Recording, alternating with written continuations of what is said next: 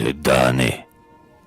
Je voudrais que la nuit fût opaque et figée, définitive et sourde, une nuit d'hypogée.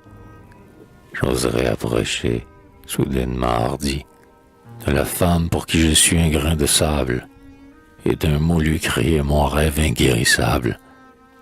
Elle ne rirait pas, devinant un maudit.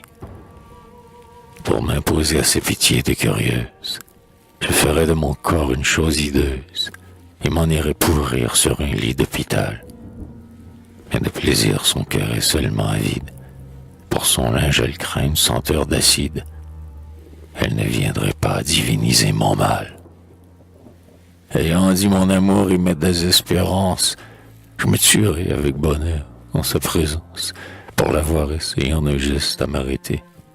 Elle ne s'émeuvrait que la balle partie, et, contente d'avoir un drame dans sa vie, raconterait ma mort d'un faux air attristé. Depuis longtemps le feu des damnés me possède, l'enfer m'attend, que nul ne prie ou n'intercède, qu'elle puisse me voir un instant de son ciel, debout, gravé au teint, sur les rocs de Porphyre, illuminé comme sa chair que je désire. Je ne me plaindrai pas du supplice éternel.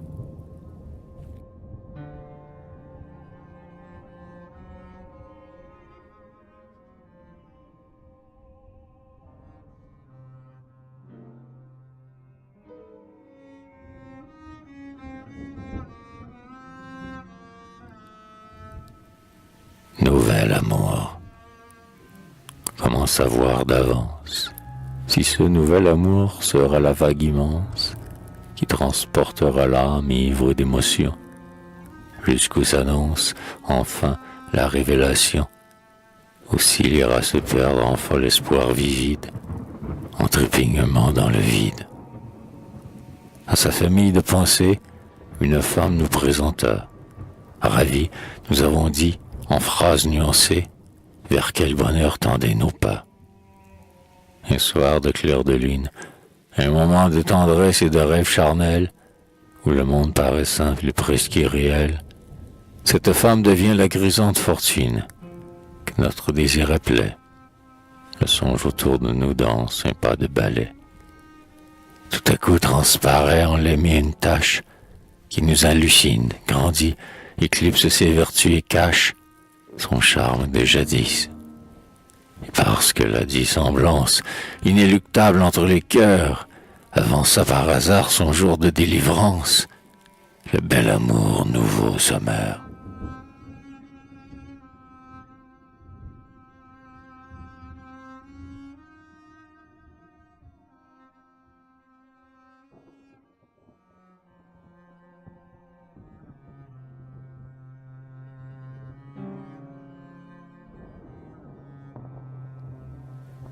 Jour de souffrance.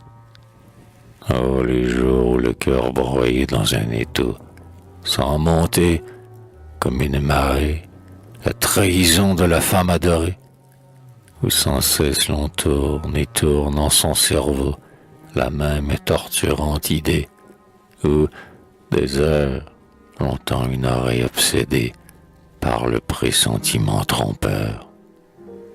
Qu'arrive la lettre attendue, où l'on répète, pour la prochaine entrevue, un rôle plein de tragique douleur, où l'on tâche à ne pas regarder la nature, ni le ciel azuré, de peur que, sous le choc de la beauté, ne dure la colère où se plaît l'orgueil exaspéré. Ô jour, soyez maudits pour cette âpre souffrance. Oh, les jours où l'on voit son ardeur, ses talents, ses penchants et le plus intime de son âme par soi jetés aux pieds de cette femme, tels des sacrifiés aux dieux indifférents, où les désirs inapaisés, blêmes cortèges, viennent crier qu'on les a déchaînés en se laissant tomber au piège d'un artifice suranné, où la pensée au fond d'un abîme se plonge pour oublier les rêves décevants, où, dans ce noir, on goûte et raffine et prolonge la mère volupté des blasphèmes savants. Ô jour, soyez maudits pour cette âpre souffrance. Oh, les jours où la vie, en son rythme animal, ayant adouci la blessure ancienne, on s'étant pensé à son tribunal, avec la clairvoyance de la haine, la femme admirée autrefois. Où dans elle on aperçoit la vanité qui prédomine, l'égoïsme en l'amour drapé, et jusqu'à ces laideurs profondes qui illuminent un mot par hasard échappé, où, reniant son âme aveuglée, plein de mépris pour ce qu'on fut en ce temps-là, on ricane devant la face maculée. Ce n'était que cela. Ô jour, soyez maudits pour cette âpre souffrance.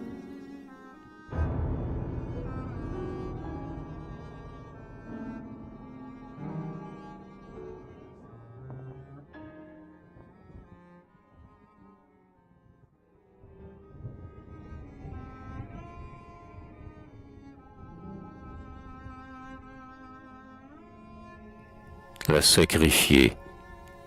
Le passé me disait, laisse-la cette femme, sinon tu connaîtras le dégoût de mentir, l'abjection de la querelle et du faux drame, la lutte entre l'esprit et la chair qui réclame, et jusqu'au bas calcul pour la faire souffrir. Ton âme qui pour croître a besoin de penser, et cherche, en l'appelant du beau bonheur, son pain, ton âme qui respire autour de toi, forcée de vivre en cet infect marécage enfoncé, se gonflera d'un suc violent et malsain. Chasse au loin cet amour, ce qu'il en reste encore. Qu'importe si l'espoir d'un autre meurt par toi, l'homme n'a pas pitié du bétail qu'il dévore. La pensée au seul prix du malheur s'élabore. Pour sustenter ton âme, immole, c'est la loi. Je dis alors à mon ami, adieu, ma chère, désormais nous irons un chemin différent. Et comme elle ignorait ce qui put me déplaire, et me voyait toujours fidèle et sans colère, elle ne comprit pas et s'en alla pleurant. Pendant que sa douleur hantait ma solitude, que le désir cloîtré me brûlait de nouveau, l'acte cruel ayant fouetté mon aptitude, j'écrivais un poème ardent, sincère et rude, et richement payé de larmes. Il fut beau.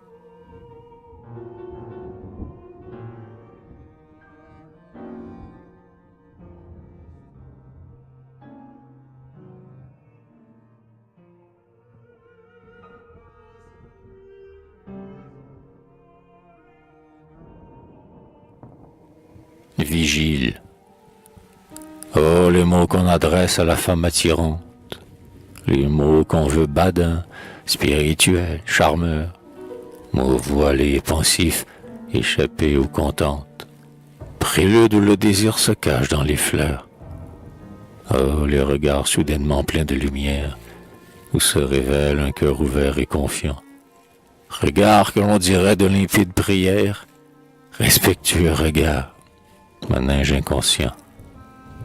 Oh, les saintes pudeurs devant la bien-aimée, et, dans les songes fous, promptitude à bannir toute image lascive auprès d'elle formée, épargne ingénument faite pour l'avenir.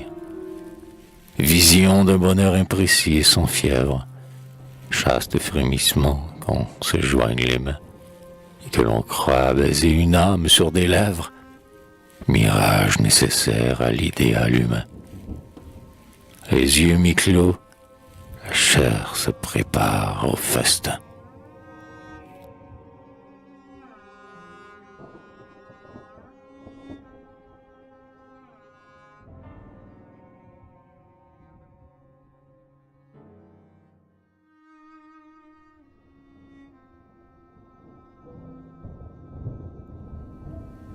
Incident banal. Comme je fus toujours un loyal serviteur, à mon maître j'ai dit, L'homme à piteuse mine, qui laboure pour toi le flanc de la colline, ne gagne pas l'argent promis à son labeur. L'homme, affaibli par le travail et la misère, fut chassé. Ses enfants retrouvèrent la faim. Son épouse marcha pieds nus dans le chemin, et le maître paya mon zèle d'un salaire. La femme que j'aimais est alors le bijou que réclamait son âme, encore peu avancée, pour s'élever jusqu'à l'amour et la pensée. Je ne ressentis pas plus de remords qu'un loup qui rapporte un agneau sanglant à sa femelle, pendant que dans le champ, au loin, la mer belle.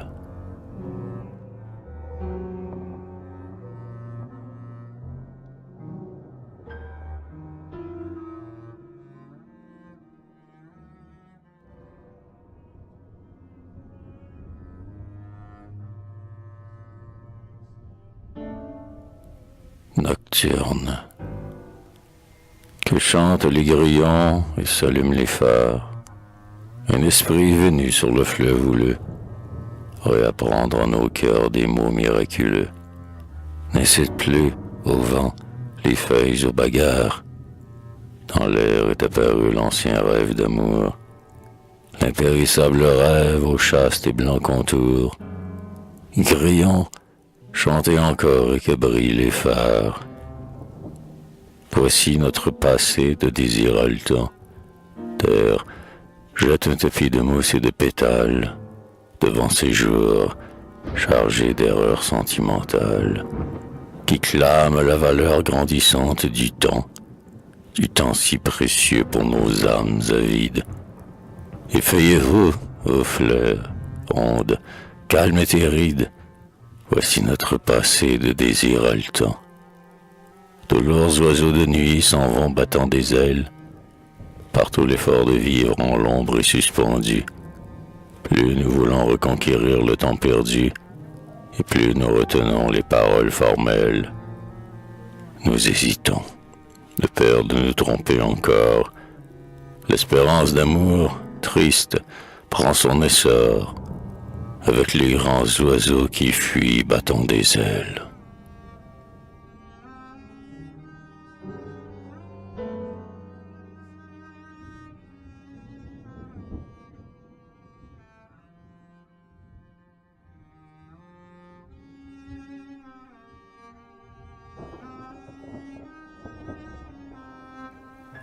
Synthèse. Dans la foule au repli profond, l'homme et la femme, se voyant, ont croisé le regard qui proclame une mystérieuse affinité de l'âme. La conversation habile à dessiner un passé de droiture où des malheurs sont nés. À se chérir, ils se sont vus prédestinés. Et moi de se sentir, par cet amour, renaître, indicible baiser irradiant tout l'être, sourire dans les yeux qu'une langueur pénètre.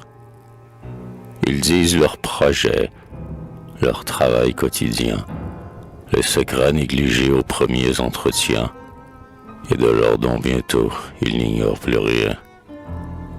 Les caresses des mains n'atteignent plus à l'âme, leur trésor des pensées qu'un fol ennui proclame. Dans les replis profonds rentrent l'homme et la femme.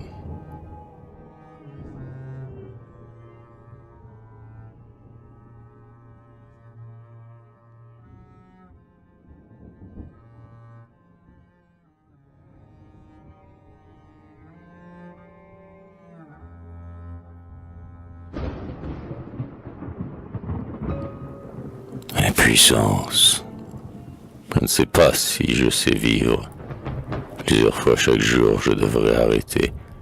L'instant qui se faufile et fuit, et désespérément me cramponner à lui. Je devrais serrer sur mon cœur les voluptés que j'ai conquises, contre les hommes et la bise, sentir en moi, autour de moi sourdre la vie, entendre murmurer dans l'espace et le temps, le cantique éternel des recommencements. Tandis qu'éparpillé, distrait, hors de mon centre, je ne puis retenir mon esprit qui combat pour m'enlever de ça, de là, des bonheurs qui de loin sont clairs et définis, mais sitôt près de moi paraissent des brouillards. Chaque matin, je suis mordu du besoin d'aller vers un but, que mon désir découpe au lointain, dans la paix. Plus loin, toujours plus loin, la plaine reposante. Et je marche. Mais quand j'arrive, comme si j'apportais avec moi la tourmente, je trouve une prairie hérissée par le vent. Je cherche en vain la vérité. Un homme dit, elle est ici. Un autre fait signe, elle est là. Mais je ne trouve rien qu'un décalque d'eux-mêmes. Je ne sais s'il vaut mieux être un simple esprit auquel on a tracé sa route, ou celui qui s'abreuve à toutes les idées, qu'assaille tous les doutes. Je ne sais s'il vaut mieux que le monde déploie les sombres violets et le pourpre du mal, parmi quoi la bonté, pur diamant, flamboie, ou qu'il devienne sage et terne.